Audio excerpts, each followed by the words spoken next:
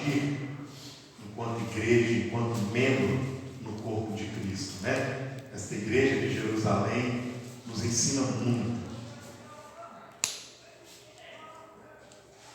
Vamos ler?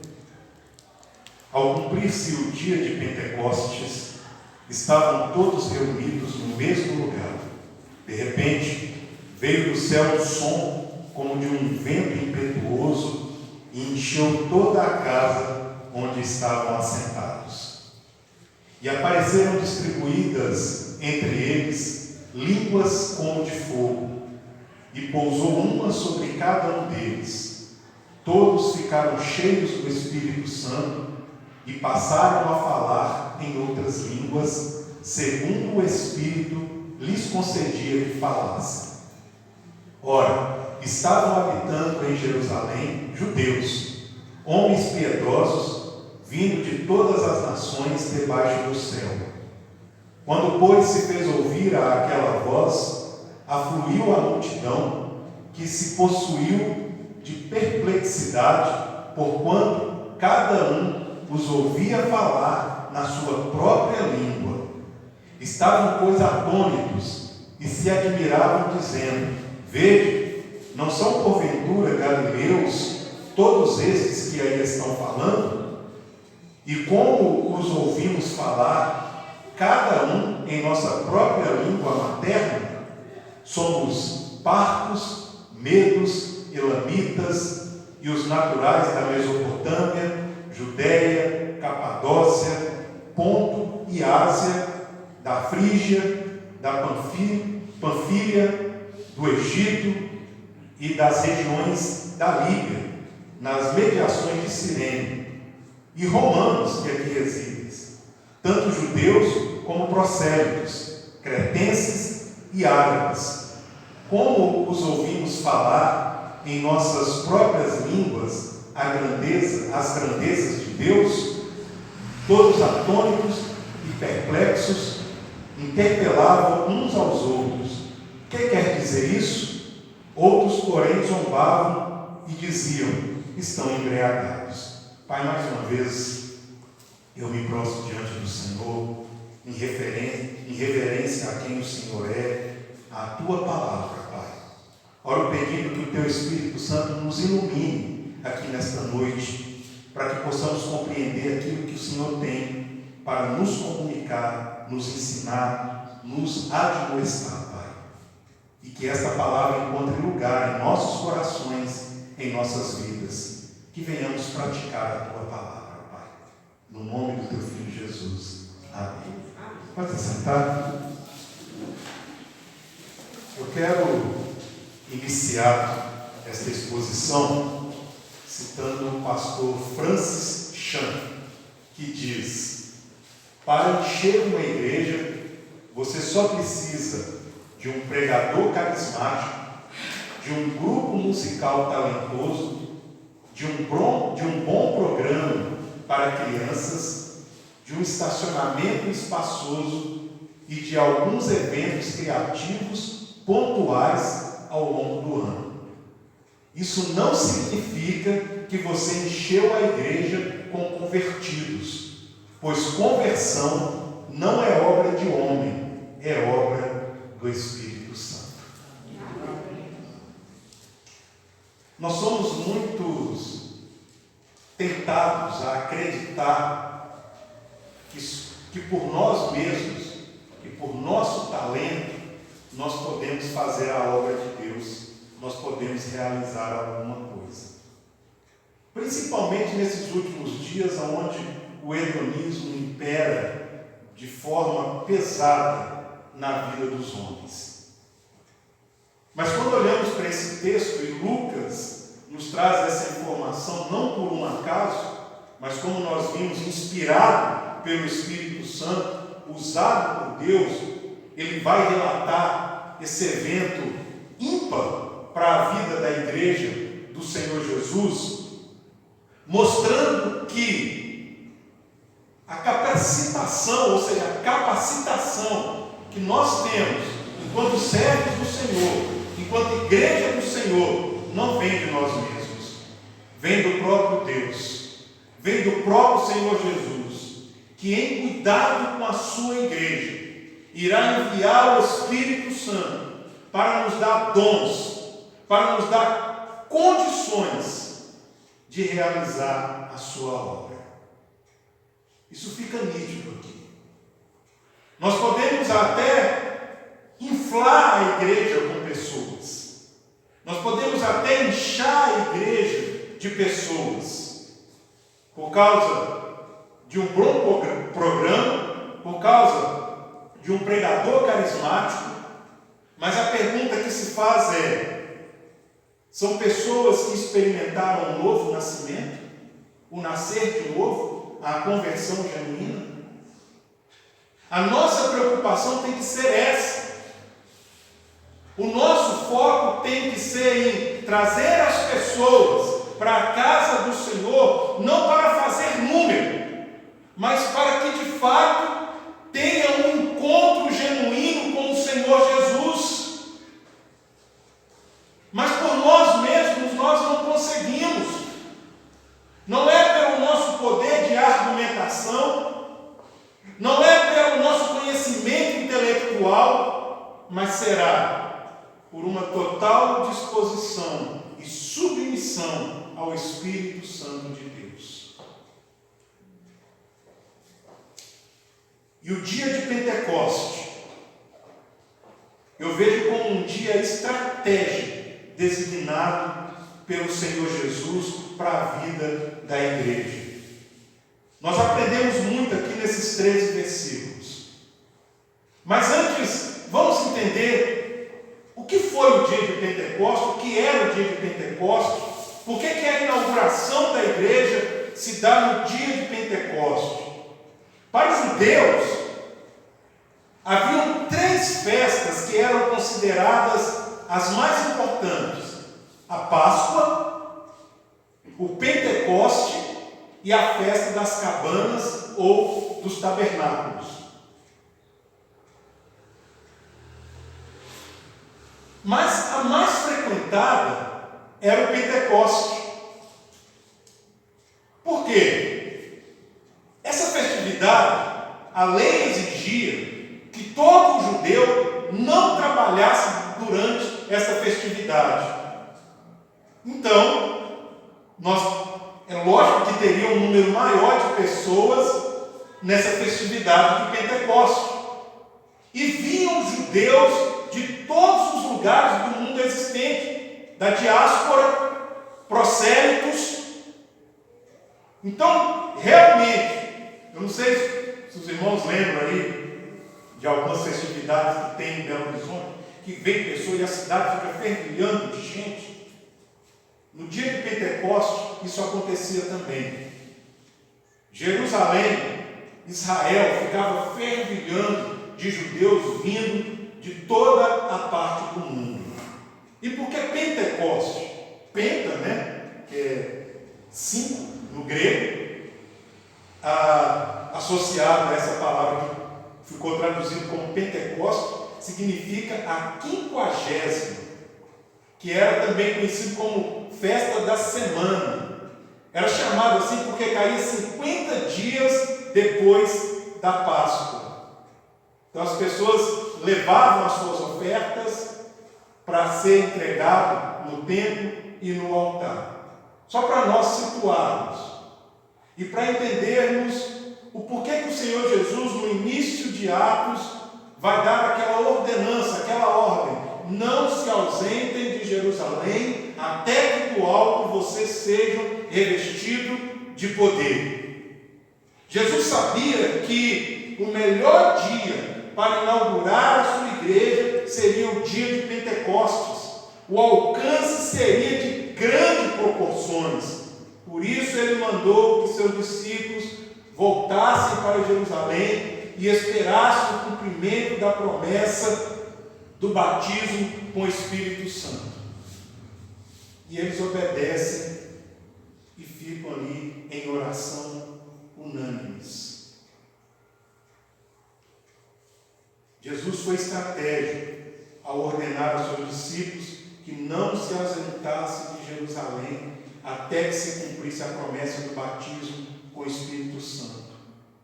E aí eu vejo, irmãos, que a obediência dos discípulos e apóstolos resultou em um avanço exponencial para a igreja do Senhor Jesus. Quando a igreja obedece à direção do Senhor Jesus, ela cresce.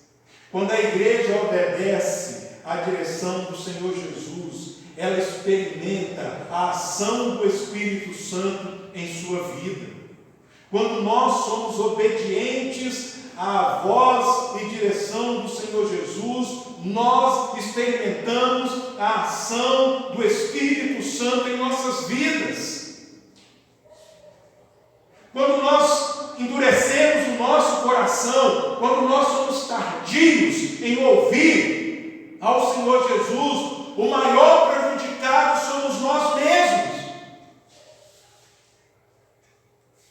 E aí nós temos dois extremos. Nós vamos ter, como eu apresentei aqui, aquela igreja que viverá de programas, centrada nela mesma, sem a dependência do Senhor, que vai flexibilizar e negociar a palavra de Deus para atrair multidões. Mas, por outro lado, nós vamos ter igrejas doentes, minguando, que não cresce, que não se desenvolve, porque não é obediente à palavra do Senhor Jesus, à direção que o Senhor Jesus está dando à sua igreja. E aí nós vamos ver aquelas igrejas com poucos gatos pingados, e ainda os poucos que se têm estão se degladiando entre si. Mas eles foram obedientes. E se tem um exemplo que nós temos que aprender com esta igreja, é olhar para a obediência desses irmãos àquilo que o Senhor Jesus estava exigindo deles. Não houve questionamento, houve submissão àquilo que o Senhor Jesus estava requerendo deles. E nós vimos que não foram alguns que foram orar, permaneciam todos unânimes em oração. Havia uma ordem do Senhor, havia um requerimento do Senhor Jesus, e eles foram. E eles foram porque eles conheciam, àquela altura, eles conheciam quem era o seu Senhor.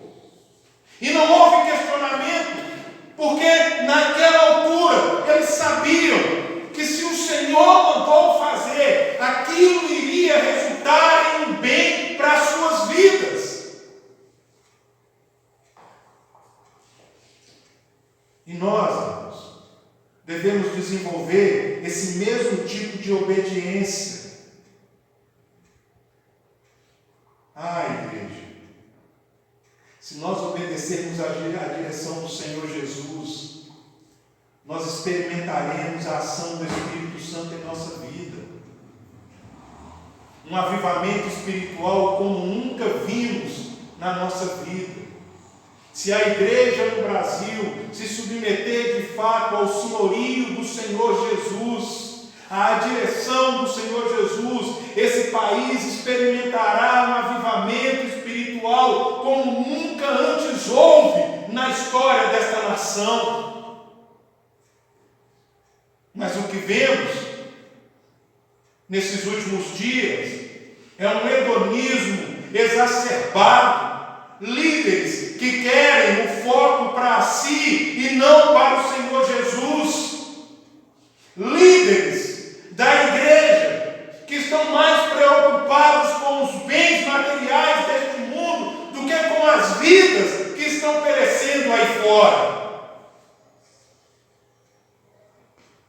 E as consequências estão aí. Lembro-me de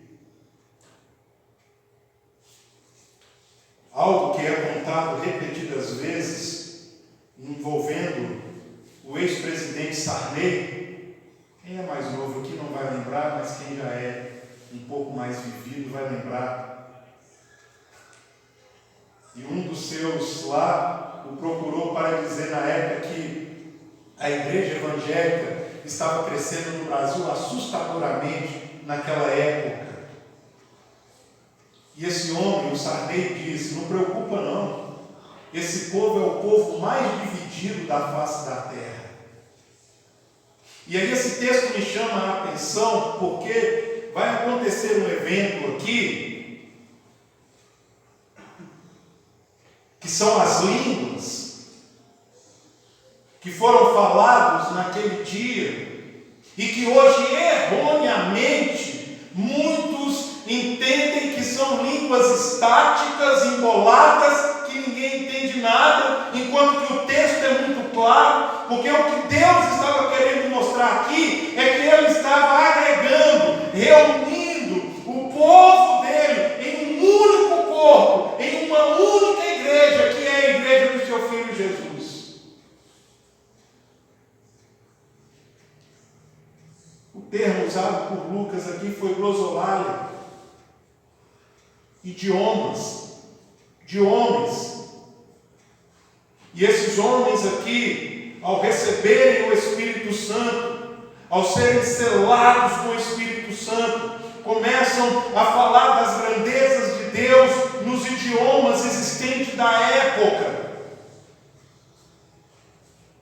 para mostrar que o Senhor, que o sacrifício de Cristo não é para alcançar uma nação, era para alcançar todos os povos de todas as línguas. E nós vamos ver que a igreja nasce firmada e centrada nos princípios ensinados pelo Senhor Jesus Cristo. Mais à frente nós vamos ver que a igreja se desenvolvia nos ensinos dos apóstolos. Estamos vendo isso hoje. Não era ensino deles mesmos, foram ensinos que eles receberam do Senhor Jesus. E hoje nós vivemos dias em que não sabemos a quem nós ouvimos. Qual denominação está correta? Quem eu escuto? Quem eu dou crédito?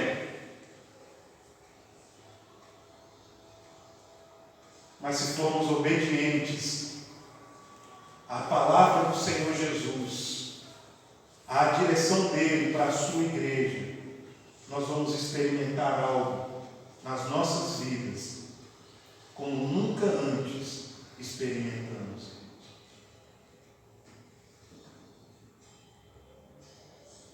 E aí nós vemos que a inauguração da igreja se dá no dia de Pentecostes. Até aqui não havia de fato uma instituição da igreja do Senhor Jesus. O Senhor Jesus até havia feito algumas referências à igreja, mas de forma embrionária. Não havia tido ainda uma organização. E esse evento do dia de Pentecostes é um marco para a igreja do Senhor Jesus. Neste dia, cumpre o que eu gosto de chamar de a democratização do Espírito Santo. Uma vez que só o povo judeu havia experimentado o seu agir até então. Os grandes teólogos dizem que até o dia de Pentecostes, o Espírito Santo vinha sobre a vida de alguns homens, os capacitava para algo em específico e depois se retirava deles. Mas agora, a partir do dia de Pentecostes, todo aquele que confessar o Senhor Jesus como o único e suficiente Salvador da sua vida, será selado com o Espírito Santo, batizado com o Espírito Santo, e ele passará a habitar em nós. Que coisa maravilhosa!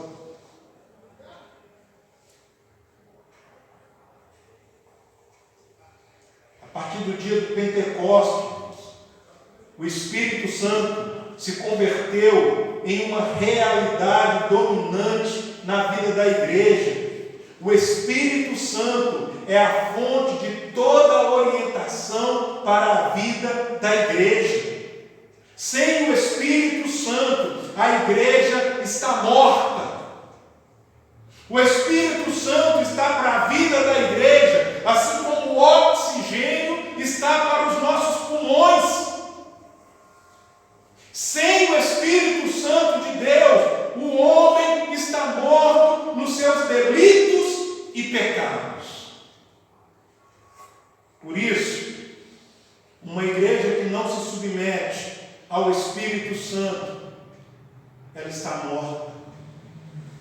E é interessante porque em Apocalipse, o Senhor Jesus vai chamar a atenção de uma daquelas igrejas, das 7 igrejas, lembra? Você pensa que está viva, mas está morta. Era uma igreja ativa, humanamente falando. Era uma igreja que tinha programa. Era uma igreja que fazia obras. Mas o Senhor Jesus vai olhar para ela e vai dizer: está te faltando o mais importante, que é vida espiritual.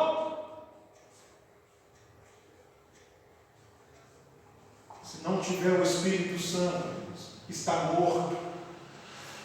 Esse dia é um marco para a vida da igreja.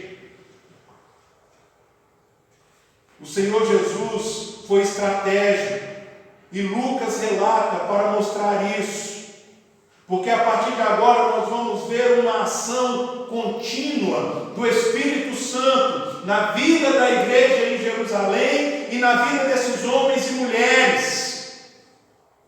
E eles entenderão, lembrando da promessa que foi feita pelo Senhor Jesus, e eles irão se submeter ao senhorio do Espírito Santo, que também é Deus.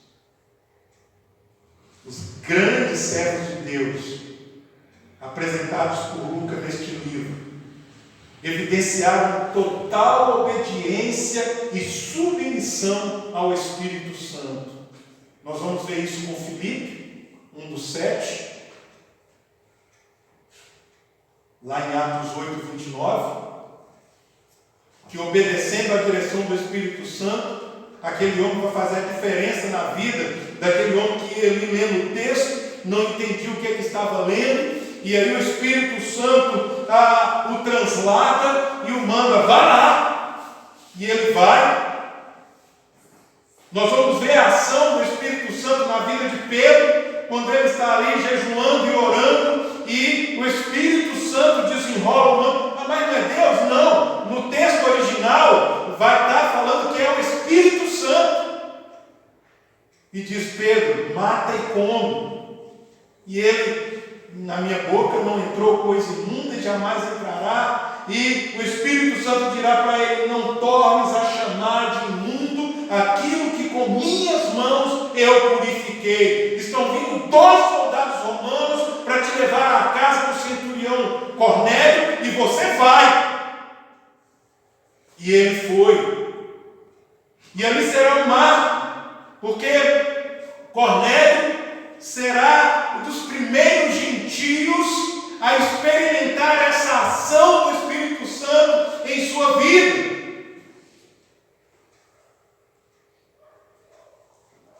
Nós vamos ver a ação do Espírito Santo na vida de Ágabo, quando ele profetiza sobre a seca, e acontece. E depois vão aparecer 2 personagens que serão marcantes para a vida da igreja do Senhor Jesus. 2 homens que se submeteram totalmente à direção do Espírito Santo e foram usados de forma extraordinária: Paulo e Barnabé. E aí nós falamos que queremos ser como a igreja de Jerusalém, mas não aprendemos nada com esses homens. Nós falamos que queremos experimentar um avivamento, um renovo espiritual, mas olhamos para textos como E esses textos não nos falam nada.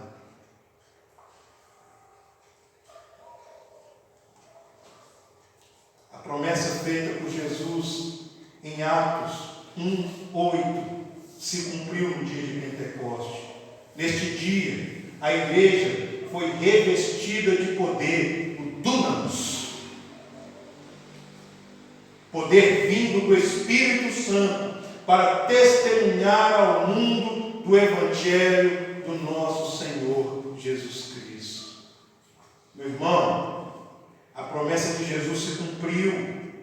Agora, compete a cada um de nós que entregou a vida a Ele, nos submetermos ao senhorio do Espírito Santo em nossas vidas. Deixe o Espírito encher a sua vida de poder e gerar em você o fruto que só Ele tem poder para fazer crescer em nós.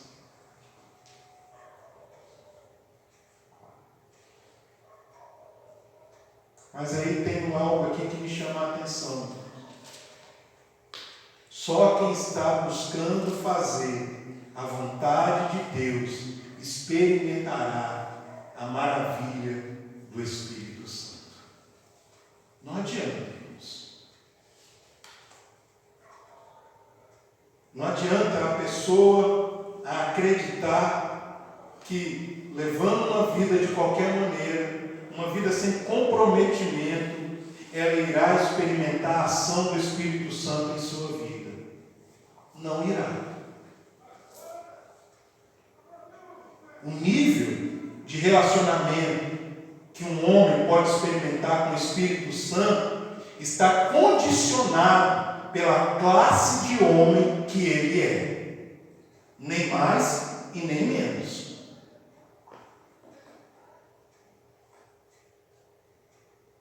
É você quem vai dizer qual o nível de relacionamento você quer com o Espírito Santo. Porque uma coisa é certa, irmãos. Quando entregamos a vida ao Senhor Jesus, somos selados, batizados com o Espírito Santo e recebemos dons. Se assim não for, o Senhor Jesus não teria contado a parábola dos talentos. E ali ele deixa claro. Um recebeu 10, outro recebeu 5, outro recebeu 1. E aí nós vemos que aquele que recebeu mais, o que ele fez com seus talentos? Ele dobrou. O que recebeu um pouquinho menos, dobrou. E aquele que recebeu 1?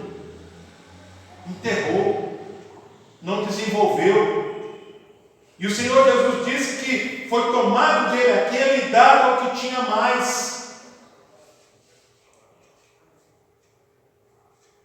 Mas uma coisa é certa: se você entregou a vida ao Senhor Jesus, o Espírito Santo de Deus habita em você.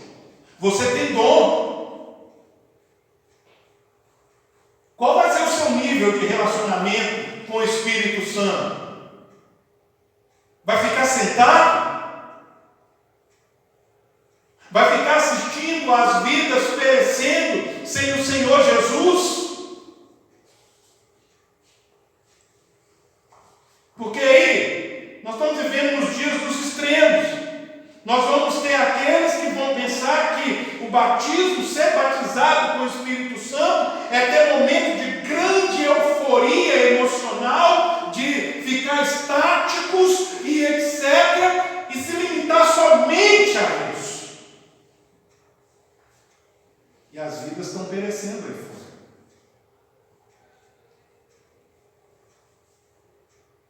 Tem trabalho para ser feito na igreja, no corpo de Cristo. A Janaína levantou aí um clamor, um pedido de socorro.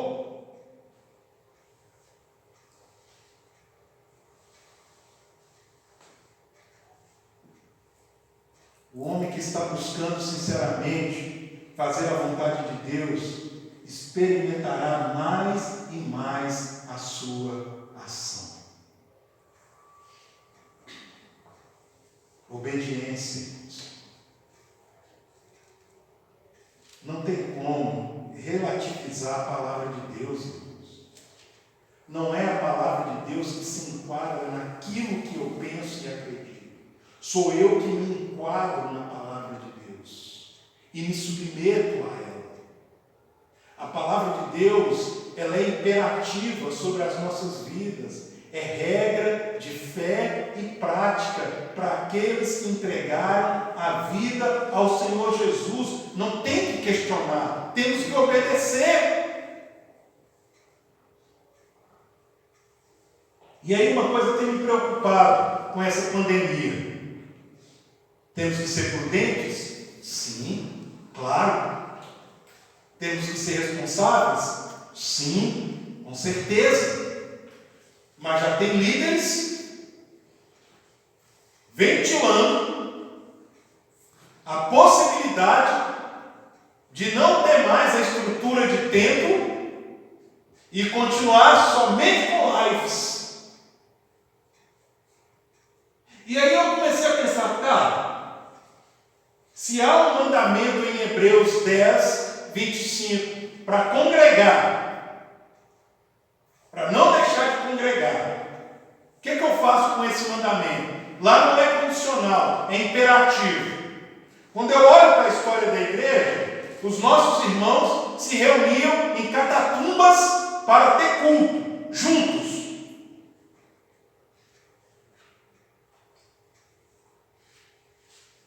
E eu estou falando de catatumbas, que eram usadas naquela época.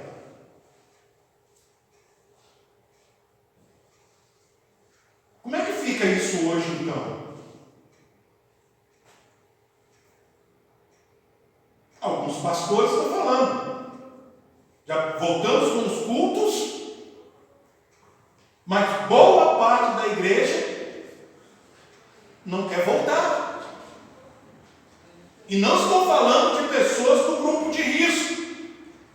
Esses devem ficar em casa, se tem problema de saúde, se é idoso, tudo bem.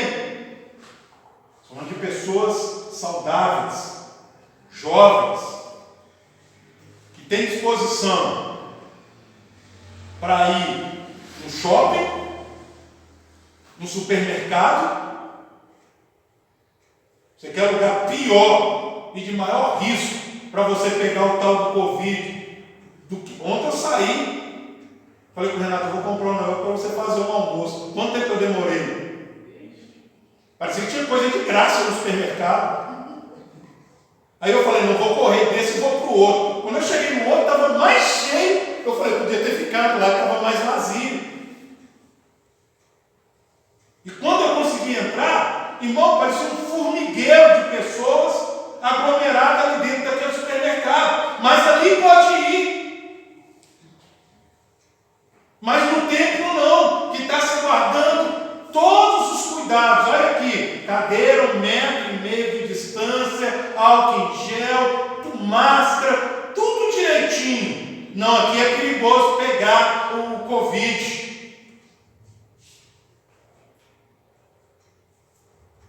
Desculpas, irmãos.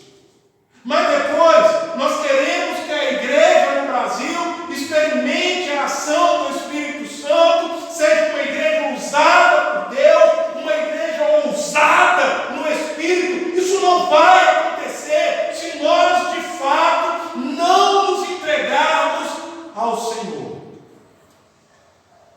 Se, de fato, não formos sensíveis à direção do Espírito Santo em nossas vidas. Entenda uma coisa: todos que entregaram a vida ao Senhor Jesus se tornam homens e mulheres do Espírito Santo. E isso se torna perceptível pelo seu testemunho. Primeiro, na família. Segundo, na comunidade. E terceiro, na igreja.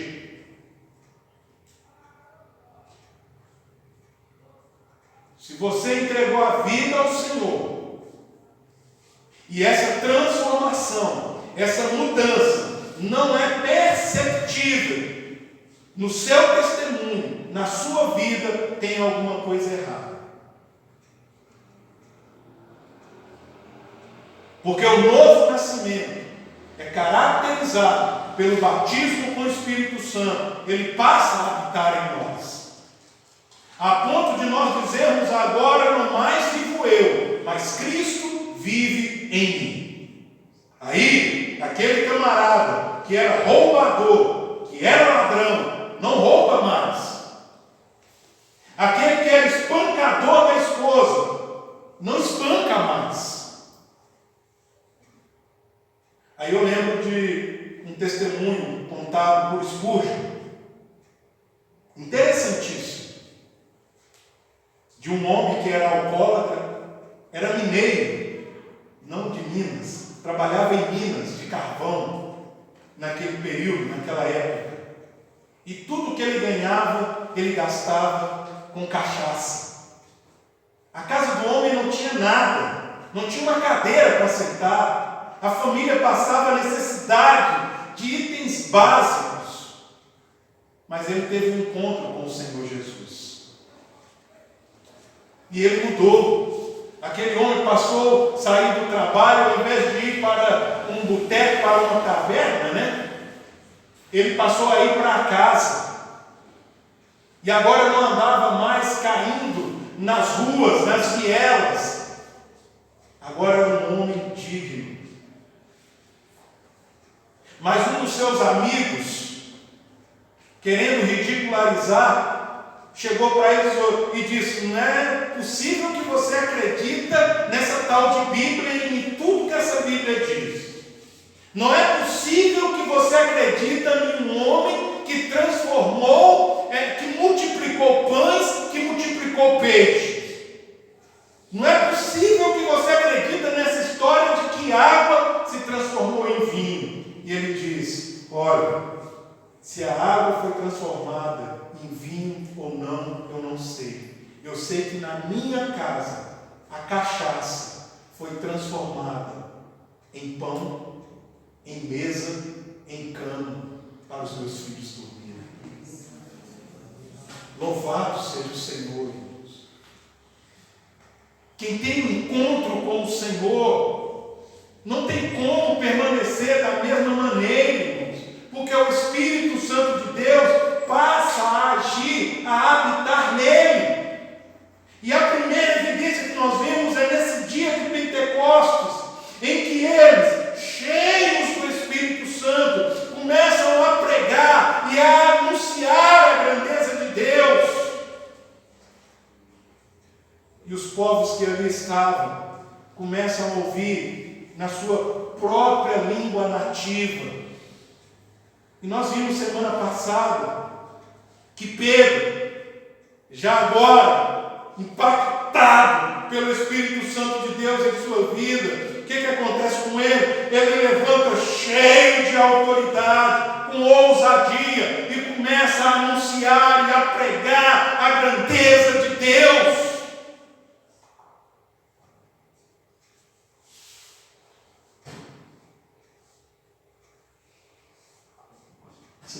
Se a minha família não tem visto mudança, transformação em mim, é o momento de eu parar, dobrar os meus joelhos, prostrar-me diante do Senhor, pedir perdão pelas minhas falhas, pedir ao Senhor que me cele, que me batize com o Espírito Santo, para que eu venha fazer a diferença de forma positiva na vida da minha família.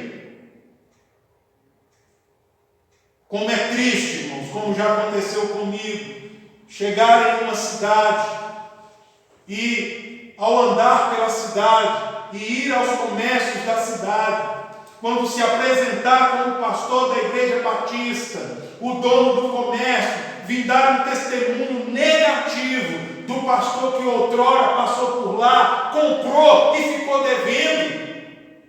Que coisa vergonhosa, irmãos. Que testemunho lamentável na comunidade.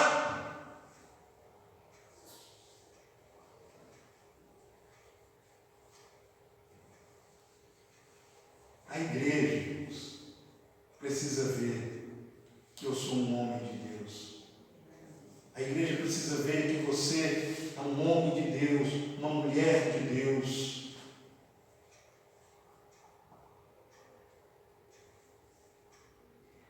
A nova vida em Cristo é caracterizada por uma submissão ao Espírito Santo. Só experimentaremos as maravilhas do Espírito buscando fazer a sua vontade.